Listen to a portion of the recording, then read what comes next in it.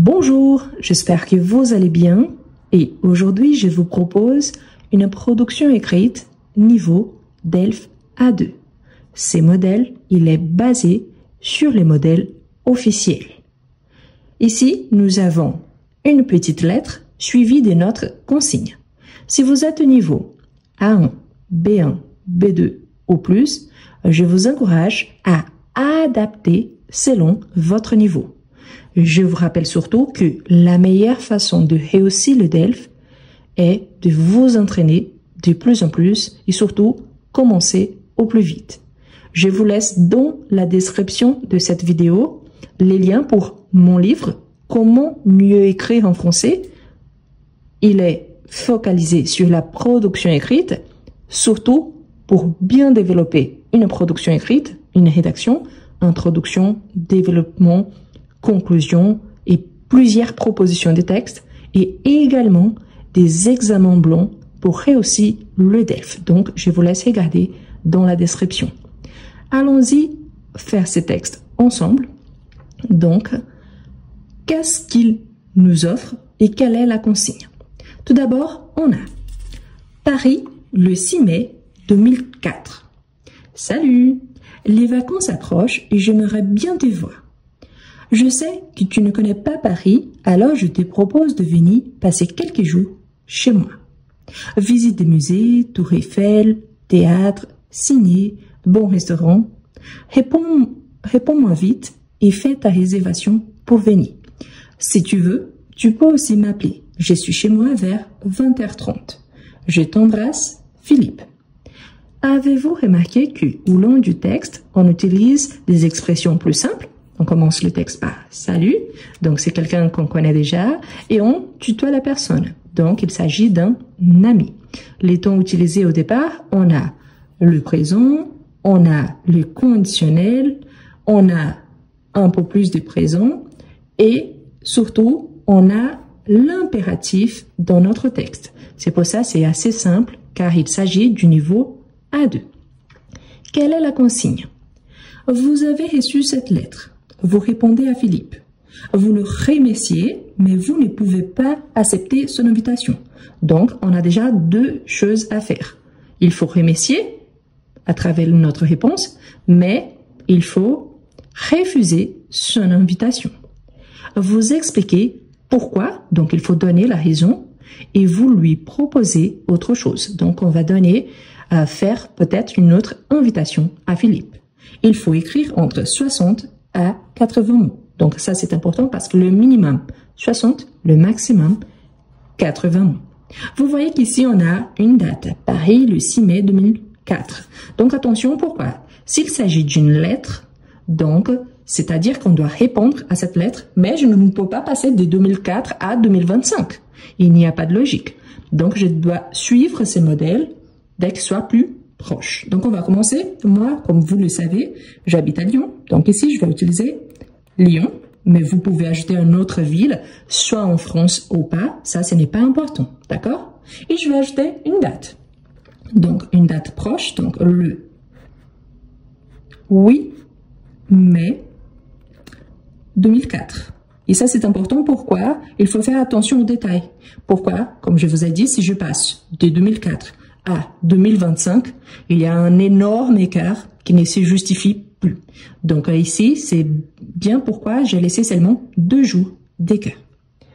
Quand il nous a salué en utilisant « salut », il nous a donné son prénom. Je peux commencer mon texte par « Salut Philippe ». Salut Philippe.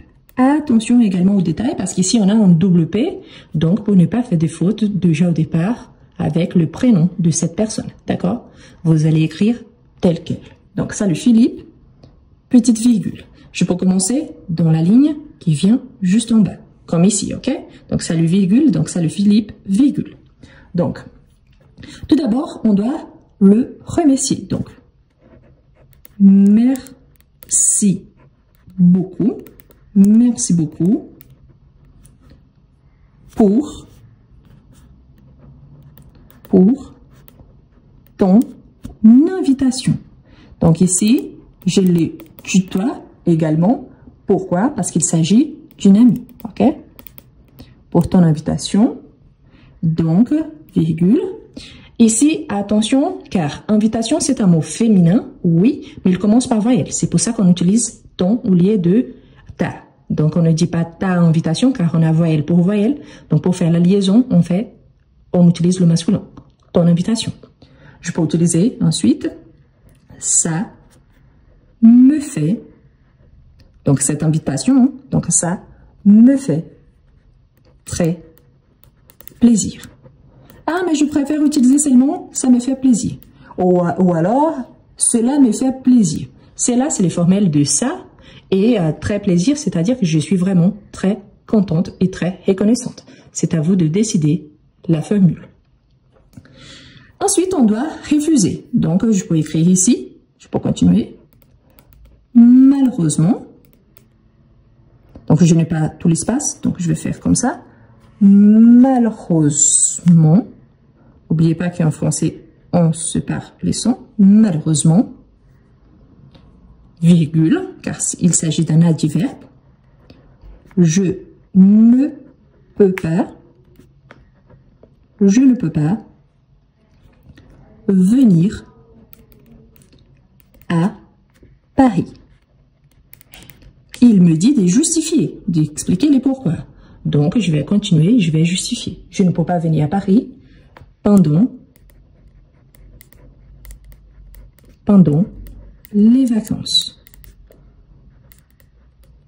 Parce que normalement, on voyage pendant les vacances. Hein? Donc, et pourquoi? Je peux ajouter un double point. Je dois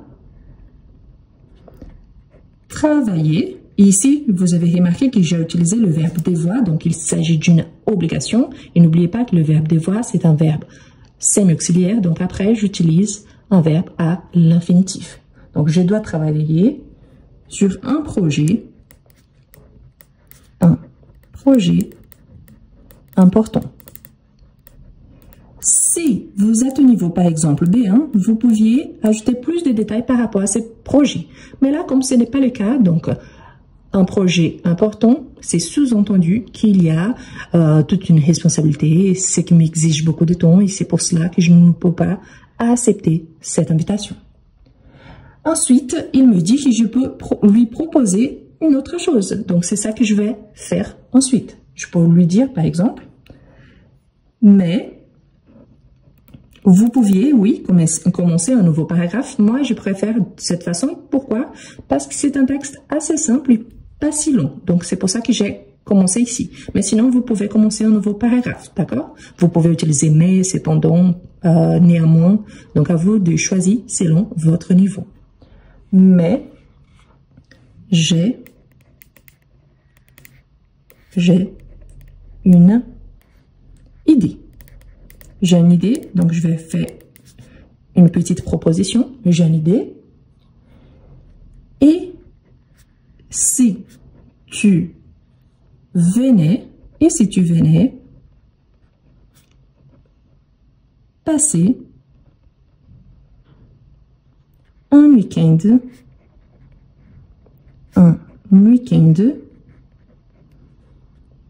à Lyon. Donc ici, on a une possibilité. Et si tu venais passer un week-end à Lyon, donc c'est ce qu'on appelle d'hypothèse. C'est pour ça que j'ai utilisé l'imparfait. Donc, et si tu venais passer un week-end à Lyon. Donc, qu'est-ce qu'on pourrait faire? Donc, on pourrait, ici j'utilise les conditionnels. C'est très courant cette formule.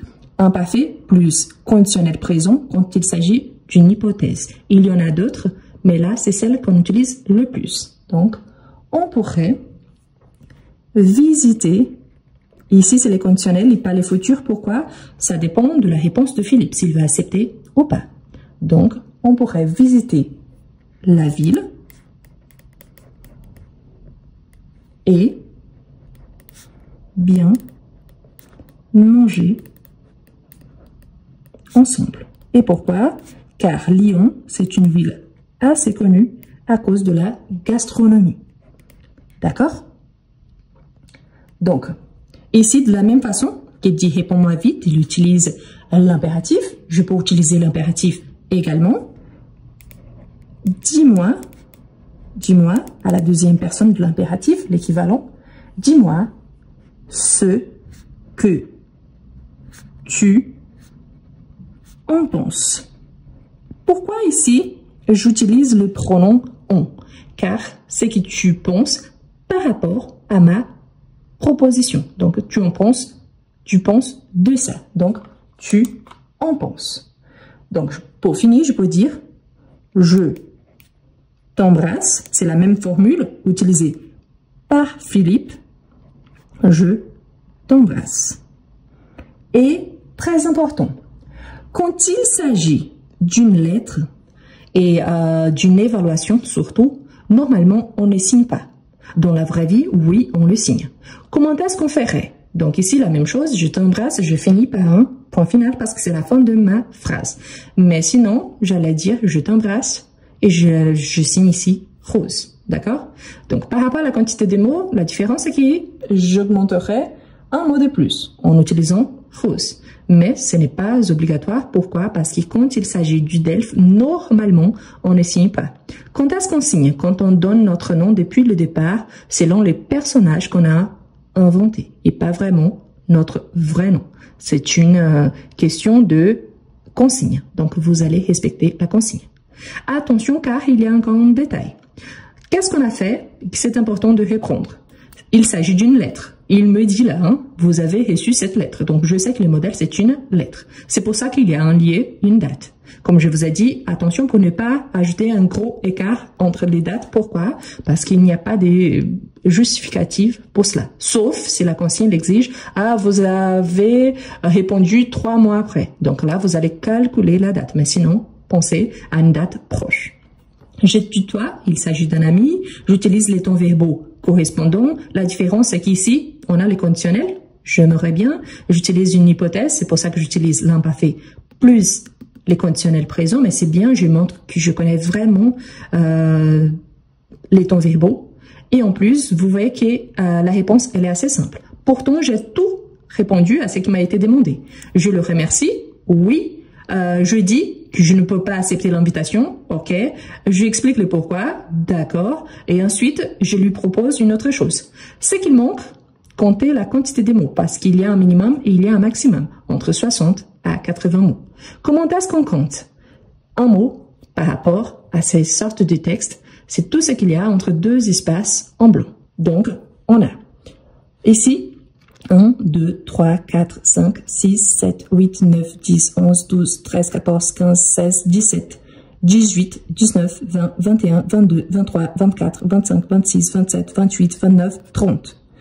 31, 32, 33, 34, 35, 36, 37, 38, 39, 40. 41, 42, 43, 44, 45, 46, 47, 48, 49, 50, 51, 52, 53, 54, 55, 56, 57, 58, 59, 60. J'ai déjà le minimum. 61, 62, 63, 64, 65. Donc, j'en ai 65 mots. Donc, normalement, j'ai un espace pour le noter, la quantité des mots. Et vous voyez que, voilà, j'ai bien respecté ma consigne.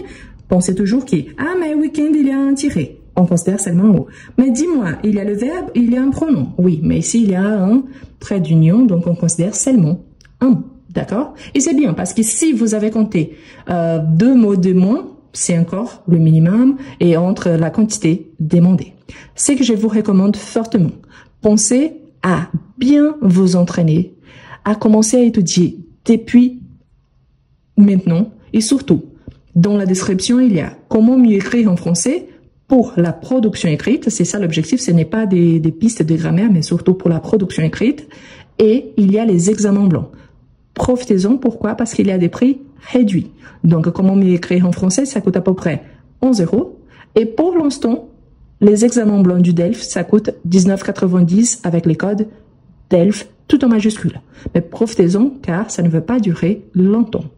Je vous souhaite une excellente journée et je vous dis à la prochaine.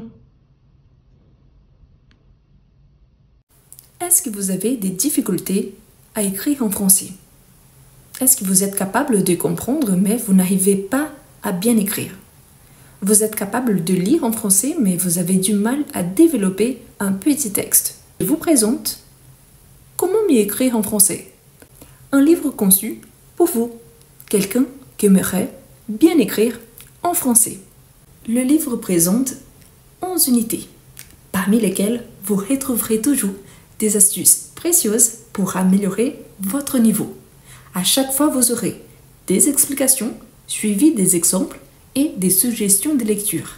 Et en plus, à chaque fois, il y a un exercice au niveau débutant, en fait plusieurs exercices, suivis des exercices au niveau intermédiaire. Ce qui vous permettra, si vous êtes débutant, d'avancer, et si vous êtes intermédiaire, pas seulement d'avancer, mais aussi de réviser. Voilà les liens pour acquérir votre livre. Vous pouvez copier-coller sur votre page de recherche et vous pouvez le trouver aussi dans le premier commentaire et dans la description de cette vidéo.